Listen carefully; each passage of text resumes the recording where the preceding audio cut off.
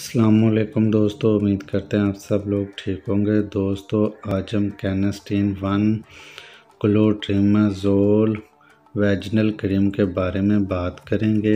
दोस्तों आज हम आप लोगों को कैनेस्टीन के बारे में मुकम्मल डिटेल के साथ बताएंगे, इसके फ़ायदे, इस्तेमाल और साइड इफ़ेक्ट्स के बारे में। तो दोस्तों कैनेस्टीन 1 को बायर फार्मा मैन्युफैक्चर करते हैं, जो कि एक मल्टीनेशनल कंपनी है। और कैनेस्टीन 1 का साल्ट है clotrimazole broad spectrum anti mycotic और वैजिनल क्रीम है। और दोस्तों ये सिर्फ़ और सिर्फ ख़वातीन के लिए बनाई गई है। और दोस्तों इसका जो फ़ायदा है, सबसे बड़ा फ़ायदा वो है ख़वातीन में वैजिनल इन्फेक्शन को ख़त्म करना। और वैजिनल इन्फेक्शन कोई भी हो सकता है, कैंडिडिटिस हो सकता है, वैजिनल थ्रश हो सकता है। इन कंडीशंस में उसको इस्तेमाल करवाया जाता है। दोस्तों अब वैजिनल इन्फेक्शन में ख़वातीन को एलर्जी हो सकती है, यूरिन में ख़ारिश हो सकती है, ईचिंग हो सकती है और बार बार बेचैनी हो सकती है ख़ारिश की वजह से।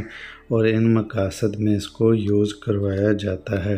और इसके बाद जो सबसे बड़ा मैटर होता है वैजिनल कंडीशंस में, एक वाइट किस्म का डिस्चार्ज होता है जिसके साथ बर्निंग होती है। और इसमें इतनी ईचिंग होती है कि इसको बर्दाश्त करना फ़ीमेल के लिए बहुत ज़्यादा मुश्किल हो जाता है। तो दोस्तों कैनेस्टीन क्लोट्रिमाज़ोल को इन मकासद में इस्तेमाल करवाया जाता है। इसके अलावा इसके प्रॉब्लम से ख़वातीनों में वीकनेस भी हो सकती है और बार बार इन मसाइल में एक हिचकिचाहट सी होती है और बेचैनी सी होती है।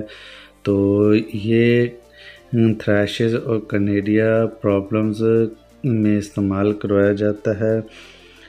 और इसके अलावा दोस्तों इसके इस्तेमाल की बात करें तो आप लोगों ने इसको एक कॉपर टी के साथ टैबलेट को इंसर्ट करना होता है, जो 3 दिन करना होता है। और अगर इसके बाद ज़्यादा से ज़्यादा 7 दिन और इसके इस्तेमाल से अगर ख़वातीन को अफाका ना हो तो फिर वो अपने डॉक्टर से रुजू करें।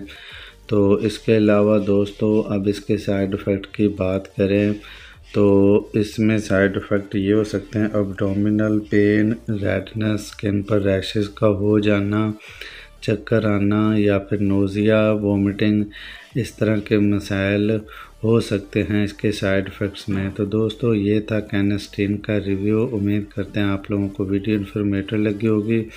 अगर वीडियो इन्फॉर्मेटिव लगी हो तो लाइक ज़रूर कीजिएगा और चैनल को सब्सक्राइब कीजिएगा ताकि इस तरह की मेडिकल वीडियोस आप तक पहुंचते रहें। तो मिलते हैं किसी एक नए वीडियो में, तब तक के लिए इजाज़त दें। अल्लाह हाफिज़।